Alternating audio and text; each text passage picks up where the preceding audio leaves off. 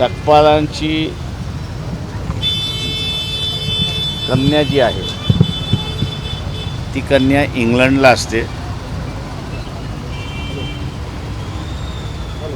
आणि अनेक वेळा त्या असणाऱ्या ओळखतो मी त्यांना त्या सगळ्या ह्याच्यामध्ये. आता त्या इंग्लंडला शिकण्यासाठी गेलेल्या आहेत आणि शिकण्यासाठी गेलेच्या संदर्भातला त्यांचा असणारा जो काही एक विषय आहे, सब्जेक्ट आहे, त्याच्या संदर्भात त्या माझ्याशी असताना चर्चा करतात. तेव्हा काल ती चर्चा करण्यासाठीच आल्या होत्या. त्याच्यावरती त्यांच्या विषयाची चर्चाही झालेली आहे. माझं मीडियाला असणारं आव्हान आहे की काही गोष्टी या स्पेक्युलेशनच्या बाहेर ठेवल्या तर अधिक चांगल्या असं मी त्या ठिकाणी मानतो.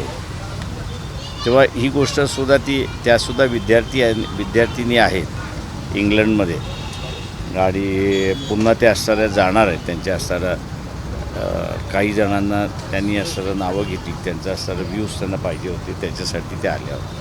त्या माझी विनंती आहे सगळ्यांना की याला असणारं आपण एक पॉलिटिकल कलर देऊ नये अशी माझी विनंती.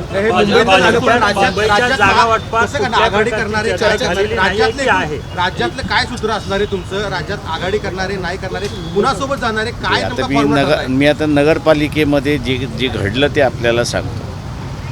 नगरपालिकेमध्ये आमची असणारी युती काही ठिकाणी राष्ट्रवादीबरोबर झाली, आमची असणारी युती काही ठिकाणी एकनाथ शिंदेंबरोबर झाली, इंटरनल अंडरस्टँडिंग काही ठिकाणी अजित पवारांबरोबर त्या ठिकाणी झाली आणि काँग्रेसबरोबरसुद्धा झाली आहे. नगरपालिकेच्या निवडणुका झाल्यात त्या आहेत. कॉर्पोरेशन जे आहे त्या कॉर्पोरेशनमध्ये सुद्धा आम्ही अधिकार खाली दिलेला आहे. जिल्हाध्यक्षांना आणि कॉर्पोरेशनचे अध्यक्ष जे आहेत त्यांना दिलेलं आहे. त्यांना जे सोयीचं वाटेल त्या ठिकाणी ते त्यांच्याशी बोलणी चालू आहे असं मी त्या ठिकाणी म्हणेन. पण आपण जसं मुंबईचं स्पेक्युलेशन केलं आहे तसे काही बोलणी झालेली नाही. तशी काही बोलणी करण्याची शक्यता वाटते का? कारण आपण बोलणी होऊ शकतात का? काँग्रेस त्या ठिकाणी एकटेच लढतायत, त्यांच्यासोबत तुम्ही जाऊन काहीतरी निर्णय घेऊ शकता? मला तर शिवसेना आणि मनसे त्या ठिकाणी एकत्र जात आहेत. ते शिवसेना आणि मनसे त्या ठिकाणी एकत्र जातात आहेत. शिवसेनेने असणारा आपला दायरा जो आहे तो अत्यंत कमी करून घेतलेला आहे आणि तो म्हणजे की मनसेला घेतल्यामुळे मुंबईमध्ये नॉन मराठी माणूस जो आहे तो काही मनसेकडे वळत नाही, म्हणजे मनसेमुळेच सेनेकडे वळत नाही अशी असणारी परिस्थिती आहे. दुसरं जे आहे ते म्हणजे सेनेबरोबर कोकणातला कुणबी हा मोठ्या प्रमाणात होता.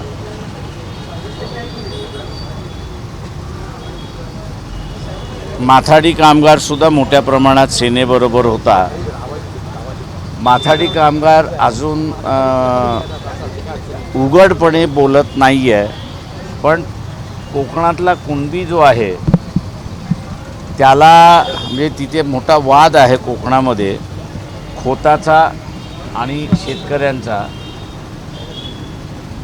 तेव्हा शासनाने ज्या काही जमिनी अधिग्रहण केल्या, या सगळ्या अधिग्रहण केलेल्या जमिनींचा मोबदला जो आहे तो खोताला मिळाला, पण तिथल्या असणाऱ्या धारकाला मिळाला नाही. म्हणजे तुम्ही आता सांगली धारक नका धरू, ते जमिनीचे धारक जे आहेत त्यांना मिळालेला नाही. आणि सेनेने या सगळ्या कुणबी समाजासाठी काहीही केलेलं नाही आणि त्याच्यामुळे कुणबी हा सुद्धा मोठ्या प्रमाणात शिवसेनेवरती नाराज आहे असं मी त्या ठिकाणी मानतो आहे. हा जो नॉन महाराष्ट्रीयन जो आहे तो इतर राज्यातून आलेला हा वंचितकडे मोठ्या प्रमाणात वळालेला आहे. त्याच्यामुळे असणारा मुंबईमधली आजची स्थिती आमची चांगली आहे असं मी त्या ठिकाणी मानेन. पण आपण काँग्रेससोबत जाणार आहे की नाही या संदर्भात मात्र आपण स्पष्ट भूमिका मांडताना दिसत नाहीये. काही चर्चा होणार आहे किंवा नाही आपली शेअरिंग जास्त ते त्याच्यामध्ये असणारं आहे की मुंबई कमिटी आमची जी आहे ते अधिकार आम्ही मुंबई कमिटीला दिलेले आहेत. तेव्हा मुंबई कमिटी जो निर्णय घेईल त्या निर्णयाच्या पाठीमागे पक्ष राहील. इतर काही शहरामध्ये काही युती होणार आहे की मुंबई सोडून इतर शहरामध्ये?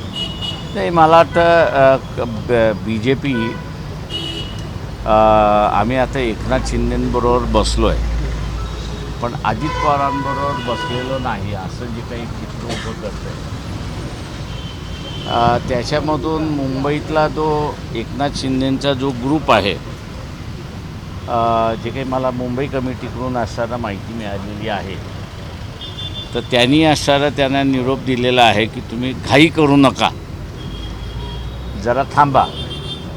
त्याच्यामुळे असताना मुंबईकरांना विचारलं तुम्ही काय करणार, ते म्हटलं आम्ही अजून एक 4-5 दिवस थांबणार आहोत. त्याच्यामुळे आत्ताच्या ह्याच्यामध्ये परिस्थिती फार फ्लुईड आहे असं मी म्हणेन.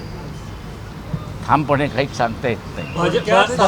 थोडक्यात सगळ्या पक्षांना चर्चेची दारं तुम्ही रिकामं ठेवलेले आम्ही सरळ म्हटलेलं आहे तुम्हाला की मागच्या वेळेस नगरपालिकेमध्ये BJP सोडून उरलेल्या सगळ्यांबरोबर आम्ही बसलोच आहोत. त्याच्यामुळे या कॉर्पोरेशन 29 कॉर्पोरेशन जे आहेत ते 29 कॉर्पोरेशनमध्ये तीच होणार आहे. डिमांड किती असणार आहे ते खालच्या स्तरावर ते आम्ही काहीच डिक्टेट करत नाही. भाजपकडून कोणत्याही पक्षाची चर्चा मुंबईसारखी खूप महत्वाची आहे. असं असताना काहीतरी तुमचं व्यूहरचना ठरली असेल, काहीतरी ठरलं असेल ना. ते म्हणून मी तुम्हाला सरळ सांगेन म्हणजे आता तुमच्या पुढे लपवलेलं नाही की असणारे एकनाथ शिंदेंकडून जो काही त्यांची जी मुंबईतली कमिटी आहे त्या कमिटीतला आलेला मेसेजही मी आपल्याला असताना कम्युनिकेट केला की त्यांनी असं तुम्ही घाई करू नका, वाढवण्याचा प्रयत्न सुरू आहे असं म्हणायचं. असं आहे चर्चा करतात म्हणजे काँग्रेसवाल्यांनी थोडंसं जागा वाटपात विचार केला तर मग आम्ही त्यांचा विचार करू. शेवटी असं आहे 229 नगरपालिकेच्या अध्यक्षांच्या निवडणुका झाल्या. काँग्रेसचे उमेदवार किती होते? 50% सुद्धा नव्हतं. कुठल्याही पक्षाबद्दल आपण बोलू नये परंतु असताना जिथे काही काँग्रेस फार स्ट्रॉंग होती हे मान्य आहे पण आज ते राहिलेले नाही. त्याच्यामुळे असं आम्ही बार्गेनिंग नाही आहे. भाजपकडून इतर पक्षांची युती करण्यात तयार आहे हो आमचं असं आम्ही तेच हे केलेलं आहे ना की भाजप सोडून उरलेल्या पक्षांबरोबर आम्ही समझोता करायला तयार आहोत. पृथ्वीराज चव्हाणांच्या एका वक्तव्यावरून गदारोळ निर्माण झालेला आहे. पहलगामचा जो हल्ला झाला पहिल्याच दिवशी भारतीय सैन्य हरलं होतं असं पृथ्वीराज चव्हाण म्हणालेले आहेत. एका मुख्यमंत्र्यांना अशा पद्धतीचं वक्तव्य करणं सिंदूरच्या नंतर तुम्ही म्हणत असाल सिंदूरच्या ह्याच्यावर सिंदूरचं आहे ते पहिले ते आज मी चीफनीच सांगितलं की बाबा पहिले 2 दिवस आमचे अत्यंत कठीण गेले त्या ह्याच्यामध्ये पण 2 दिवसानंतर आम्ही या सगळ्या परिस्थितीवरती ताबा मिळवला. आज म्हणायचं तुम्ही सगळेजण जे आहात ते पॉलिटिकल पत्रकार आहात असं मला वाटलंच नाही.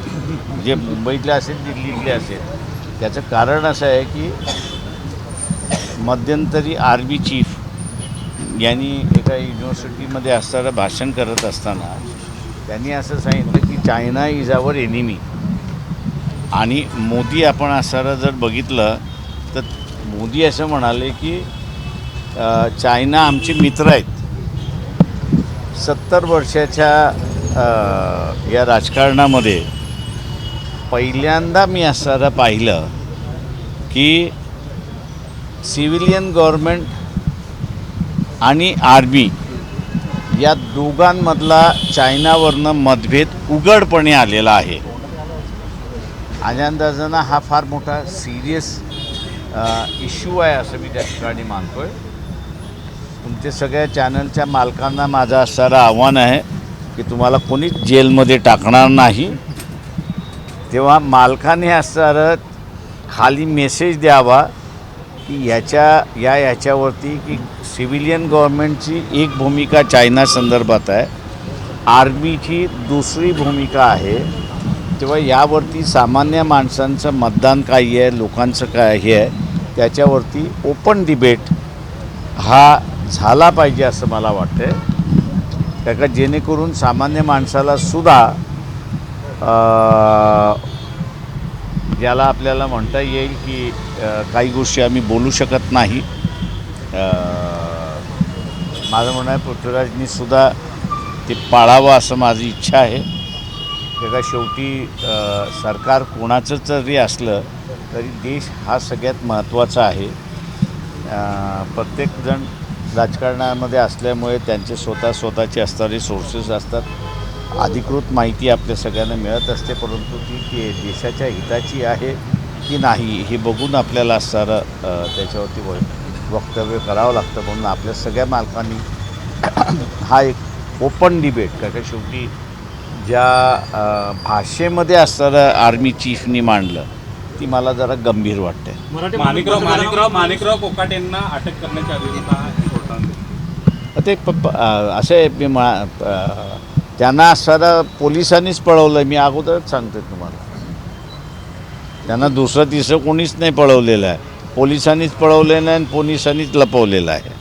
मराठी माणूस 19 तारखेला पंतप्रधान होईल असे थँक्यू व्हेरी मच.